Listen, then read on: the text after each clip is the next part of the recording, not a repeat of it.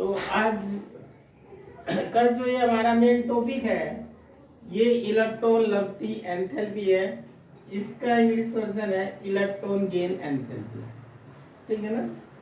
तो हमें यहाँ से पता करना, अगर किसी के साथ ये हिंदी वर्ड्स लब्धि नहीं समझ में आता तो उसका इंग्लिश देखिएगा गेन। गेन मीन्स क्या होता है? प्राप्त करना। ठीक है ना। तो इसका मीन्स यहाँ से हम बोलते हैं कि कोई भी जो परमाणु है, जो हमारा विलगित गैसीय परमाणु है, उसकी बाहरी कक्ष में एक इलेक्ट्रॉन प्राप्त करने के लिए जितनी ऊर्जा उत्सर्जित होती है उसको हम इलेक्ट्रॉन लब्धि एंथैल्पी कहते हैं। ठीक है ना। ये है इसका। तो इस बात को किसी चित्र द्वारा समझाएंगे।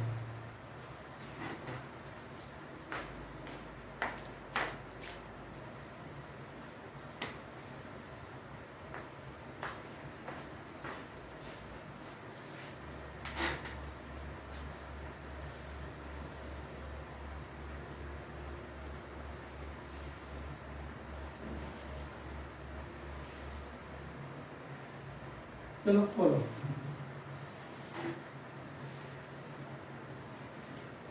बंद कर देना। देखो हमारे पास ये कोई एम धातु है। ठीक है। इसका इलेक्ट्रॉनिक विन्यास सपोज करो 11 है, तो एटॉमिक नंबर 11 है। इसका इलेक्ट्रॉनिक विन्यास देखो 1s2 2s2 2p6 और 3s1। इसका मीन्स क्या है? जो पहला कक्ष है उसमें 2 इलेक्ट्रॉन है, 6 to 8। जो दूसरा कक्ष है उसमें 8 इलेक्ट्रॉन है। ठीक है बच्चों। और ये 3s1 ये बाहरी कक्ष में 1 इलेक्ट्रॉन। इलेक्ट्रॉन पर क्या होता है? ऋणात्मक आवेश होता है। हमारा जो ये है इसका परिभाषा क्या है कि कोई भी विलगित गैसीय परमाणु है उसके बाहरी कक्ष में 1 इलेक्ट्रॉन जोड़ने पर जो एंथैल्पी में परिवर्तन होगा उसको ही हम इलेक्ट्रॉन लब्धि एंथैल्पी कहेंगे। मींस इसकी ऊर्जा में जो परिवर्तन हो। परिवर्तन क्यों होगा? क्योंकि ये ऊर्जा उत्सर्जित करेगा, ऊर्जा निकालेगा जब इलेक्ट्रॉन जुड़ता है। ठीक है ना। तो ये ऐसा क्यों होता है?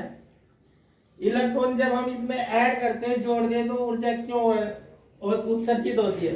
ये कहता है कि जो इलेक्ट्रॉन है इस पे भी ऋणात्मक साइन है, मतलब नेगेटिव आवेश है, और जिसको ऐड कर रहे हैं उस पे भी नेगेटिव आवेश, क्योंकि ऋणात्मक साइन आवेश होता है।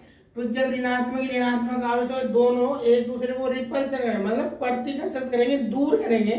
तो जब दूर करेंगे तो उसलिए यहाँ पे ऊर्जा उत्सर्जित होगी, और जो ऊर्जा उत्सर्जित हो रही, जो उसमें परिवर्तन आ रहा है, उस परिवर्तन को हम इलेक्ट्रॉन लब्धि एंथैल्पी कहते हैं। ठीक है ना। इसको इससे भी समझो कि अब ये बात समझो कि जो इलेक्ट्रॉन है जब उसको हम यहाँ ऐड कर रहे हैं तो उसमें ऊर्जा क्यों उत्सर्जित हो रही है। ठीक है ना। तो हमने पहले ही बताया था कि जो हमारे नील्स बोर साइंटिस्ट थे उन्होंने एक ऊर्जा आरेख दिया था हमको ना। तो ये बताया कि n1 है, ये n बराबर 1 है, ये n बराबर 2 है, ये n बराबर 3 है, ये n बराबर 4 है। ये हमारे पास एनर्जी लेवल है। ठीक है ना। सपोज करो कि मेरा जो इलेक्ट्रॉन है वो एनर्जी नंबर 3 पर है, इस ऊर्जा स्तर पर है, ये इलेक्ट्रॉन है। और ये इलेक्ट्रॉन कब यहाँ आएगा? ये इलेक्ट्रॉन जब यहाँ आता है नंबर 2 ऊर्जा स्तर पर आता है। देखो इसकी ऊर्जा जो है कम है, इसकी ऊर्जा इससे ज्यादा है, इसकी ऊर्जा इससे ज्यादा है। ऊर्जा जैसे जैसे हम ऊपर को जा रहे हैं तो इनका ऊर्जा बढ़ रहा है, इन ऊर्जा स्तर। ठीक है ना। तो ये हाई ऊर्जा स्तर से लो ऊर्जा स्तर पर जंप करेगा तो ऊर्जा क्या होगा? हमारा उत्सर्जित होगा। ठीक है। उत्सर्जित होती है।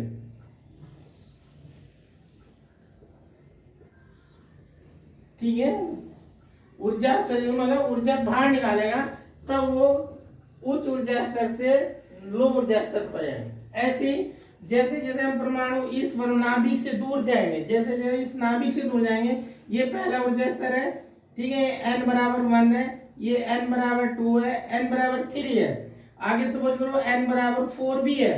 आगे सपोज करो कि n बराबर 4 भी, भले ही उसमें इलेक्ट्रॉन नहीं है, ये मान लो आप। ठीक है ना।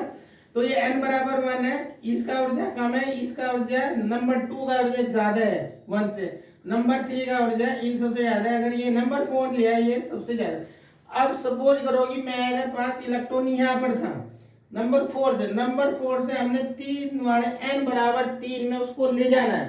तो जब n बराबर 3 में यहाँ इलेक्ट्रॉन को लाएंगे तो क्या करेगा, उच्च ऊर्जा स्तर से लो ऊर्जा स्तर में जा रहा है ना, इसके अनुसार तो ये क्या एनर्जी लॉस करेगा, ठीक है, एनर्जी बाहर उत्सर्जित करेगा, तब जाके ये इसमें लो ऊर्जा, इससे जो कम ऊर्जा स्तर है जिसको हम बाहरी कोश कह रहे हैं उसमें जाके ये जुड़ेगा, ठीक है ना। ये होता है इसका करेक्ट है समझ। अब इसका डेफिनेशन लिखते हैं, ठीक है। ये चित्र उतारो,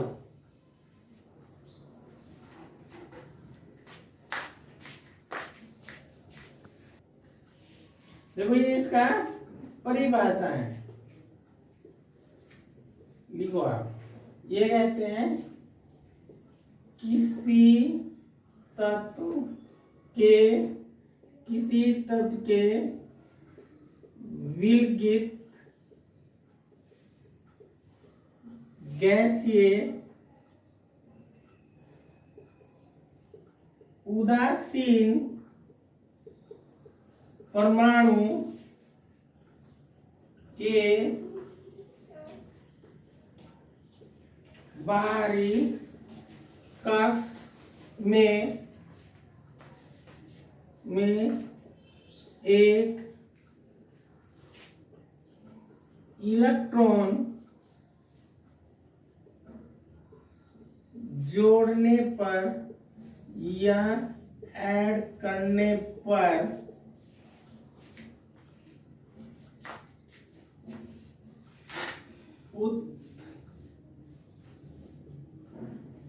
उत्सर्जित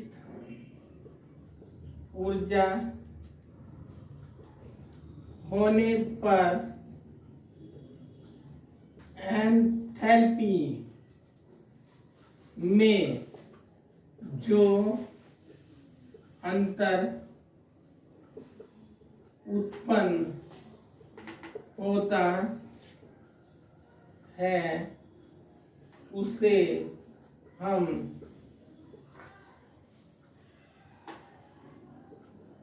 इलेक्ट्रॉन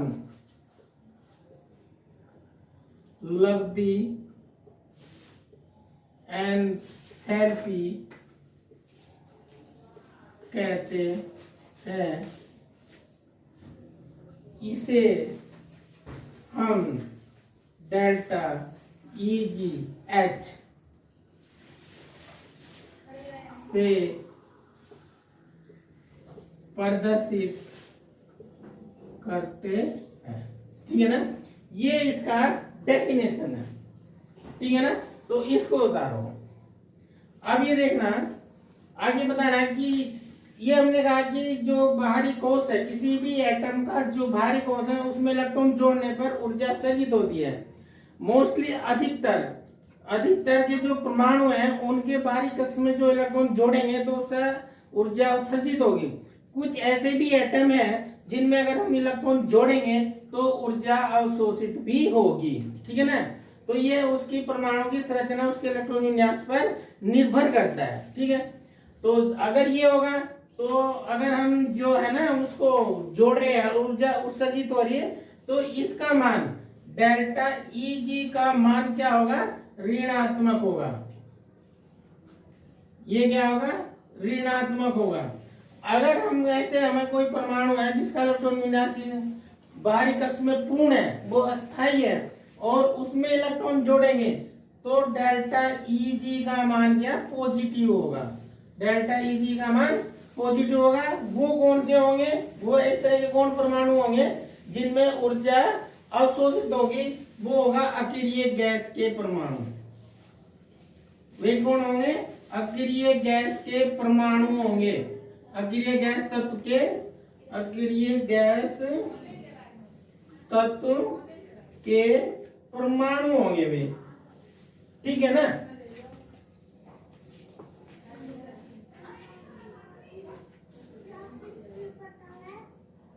अक्रिय गैस तत्व के परमाणु होंगे।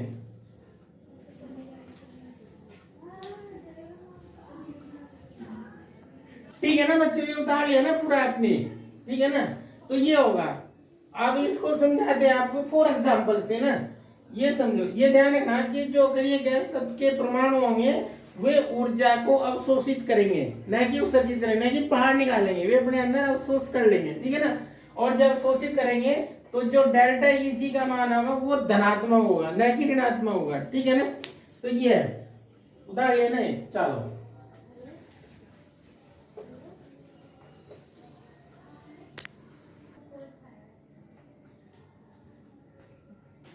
बंद कर दे। देखो ये एग्जांपल है, ये हमारे पास कोई ऑक्सीजन गैस परमाणु है, ठीक है ना। तो इसमें एक इलेक्ट्रॉन ऐड करेंगे तो ये क्या है, इसमें माइनस एक इलेक्ट्रॉन ऐड करने पर क्या नेगेटिव चार्ज आ जाएगा, ठीक है, ऋणात्मक आयन में चेंज हो जाएगा, और जो ऊर्जा निकलेगी डेल्टा Eg है तो लगेगी -140 किलो जूल मोल इनवर्स, ठीक है ना। अब इसी प्रकार अगर इससे हम दूसरा गैसीय मतलब ये माइनस वाला ऋणात्मक आयन ऑक्सीजन आयन है, ठीक है, गैस में, इसमें एक इलेक्ट्रॉन और जोड़ेंगे तो ये -2 माइनस ऑक्सीजन -2 चार्ज आ जाएंगे ऑक्सीजन पर परमाणु पर, और ये एनर्जी डेल्टा जो EgH है वो कितनी हो जाएगी 840 किलो जूल मोल इनवर्स हो जाएगी, ठीक है ना। जो एनर्जी इलेक्ट्रॉन लगती है enthalpy kilo joule mole inverse में नापी जाती है, ठीक है ना। ये हो गया। अब ये बताना है कि जो अक्रिय गैस तत्व परमाणु है, ठीक है ना, जो अक्रिय गैस तत्व परमाणु है, ठीक है ना, वे इलेक्ट्रॉन लब्धे के समय एनर्जी क्यों शोषित करते हैं, ठीक है ना। जब इलेक्ट्रॉन उनके बाहरी कक्ष में जोड़ते हैं तो वे क्यों करते हैं, ये समझना। ये समझो कि मेरे पास एक गैस तत्व नियोन है, ठीक है ना, और ऐसे मेरे पास आर्गन है, ये 18, इसका इलेक्ट्रॉन मिला देखो 1s2 2s2 2p6 है, इसका इलेक्ट्रॉन मिला देखो 1s2 2s2 2p6 3s2 3p6 है, ठीक है ना। ये देखो जो इसका बाहरी कक्ष है, चित्र से समझिएगा, ये अपना कौन है, नियोन है, नियोन ये इसका नाभिक है, ये इसका पहला कक्ष है, ये इसका दूसरा कक्ष है। दूसरे पहले कक्ष में कितने इलेक्ट्रॉन है, ये 2 इलेक्ट्रॉन है, और दूसरे कक्ष में कितने 8 इलेक्ट्रॉन है, ठीक है ना। ये कहता है कि जब किसी भी परमाणु के बाहरी कक्ष में 8 इलेक्ट्रॉन होंगे तो वो स्थायी होगा, परमानेंट होगा, स्थायी होगा ना। तो जब ज्यादा स्थायी है, इसको मतलब ना तो इलेक्ट्रॉन लेने की आवश्यकता है ना इलेक्ट्रॉन देने की आवश्यकता है, ये अपने आप में स्टेबल है। और जब स्टेबल है तो इसमें एक इलेक्ट्रॉन अगर हम ऐड करेंगे, इसको आवश्यकता नहीं है हम इसमें जबरदस्ती ऐड करें। जब हम जबरदस्ती ऐड कर रहे हैं तो हमें क्या करना पड़ेगा, इसमें क्या करना पड़ेगा, ऊर्जा देनी पड़ेगी। जब ऊर्जा देनी पड़ेगी तो ऊर्जा अवशोषित होगी, तब जाके ये इलेक्ट्रॉन इसमें ऐड होगा इसकी बाहरी कक्ष में। इसलिए कुछ ये जो कि गैस तत्व के परमाणु हैं, इनकी ये प्रॉपर्टी है कि इनके बाहरी कक्ष जो है पूर्ण रूप से भरे हैं, इसलिए स्टेबल है। इसलिए अगर इनमें हम इलेक्ट्रॉन जोड़ते ऐड करते बाहरी कोष में तो हमें ऊर्जा देनी पड़ती है, इसलिए ऊर्जा का अवशोषण करते हैं। और जो ऊर्जा अवशोषित होती है वो डेल्टा EgH क्या होती है, वो धनात्मक होती है, ठीक है बच्चों, वो धनात्मक होती है, ठीक है। अगर आपको ये वीडियो अच्छा लगा तो उसको ज्यादा से ज्यादा सब्सक्राइब करना, लाइक करना और कमेंट्स करना, और अपने मित्रों को भी, जानने वालों को भी इसको शेयर करना, ठीक है। तो thanks for this watching the video this